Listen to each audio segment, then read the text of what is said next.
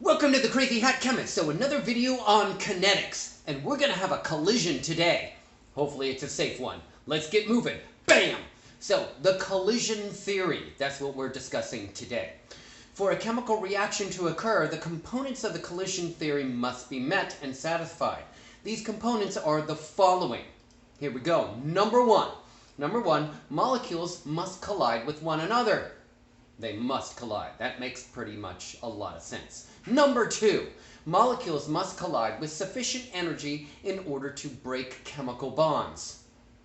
That makes sense too, because if the molecules come to each other and hit each other but don't have enough energy, then you can't actually have enough energy to actually break and rearrange atoms. Number three, molecules must collide in an orientation with the correct geometry that leads to a rearrangement of atoms. Hopefully that makes sense. So, one, molecules must collide. If they don't collide, then they can't interact and you don't have a reaction.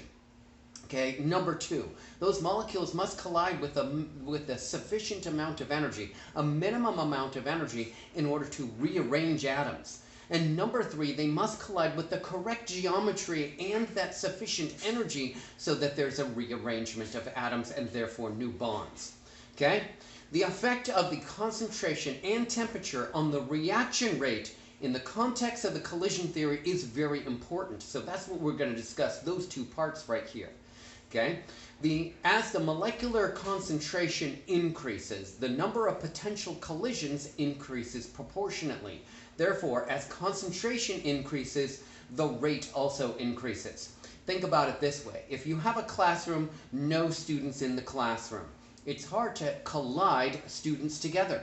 However, once you start adding more and more students to the classroom, and now you have a packed full classroom where there's only standing room only, now you have a lot of collisions which will occur. So students will be interacting and colliding together. So as the concentration increases, there's more of a chance that a collision with another student will occur. Hopefully that makes sense.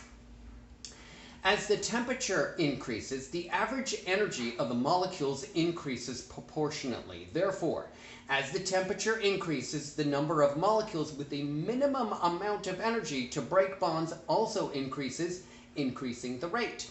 So think about it this way. You got that classroom full of students. If you cool down that classroom, then the students are moving slower. But if you increase the temperature of that classroom, now those students are moving faster and faster, and they have now the minimum amount of energy when they do have a collision to create some damage, i.e. a chemical bond rearrangement of atoms, if you will.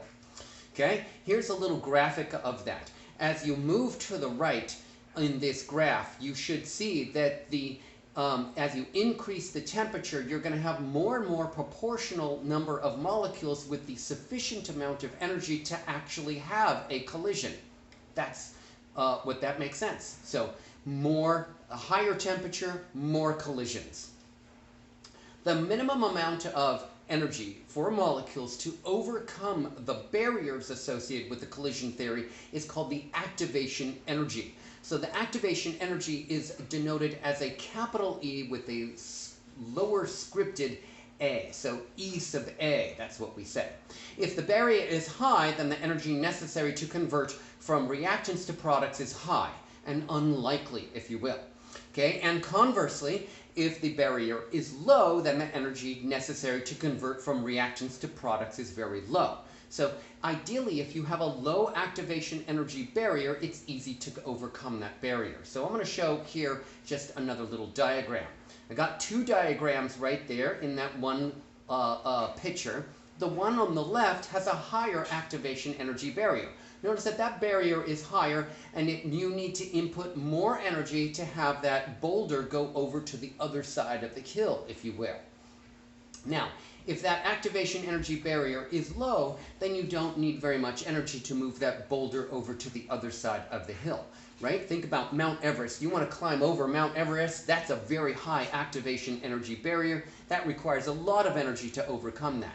Whereas if you just have a little tiny hill, not a mountain, but a hill in your neighborhood that you want to climb over, that one's pretty easy. That's a low activation energy barrier.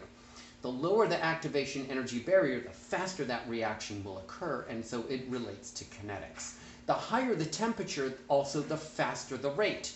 So the higher the temperature, those molecules are moving faster. So I have a great hat related to the collision theory here today. And here is my hat. And that is a football hat, because football players have collisions all the time. Okay? If not, read that book by Bennett Omalu, and you'll learn about the collision theory on your head. If you like that video, give me a thumbs up, subscribe to my YouTube channel, and I'm going to see you next time for more cool chemistry videos, especially ones for this unit on kinetics. Bam!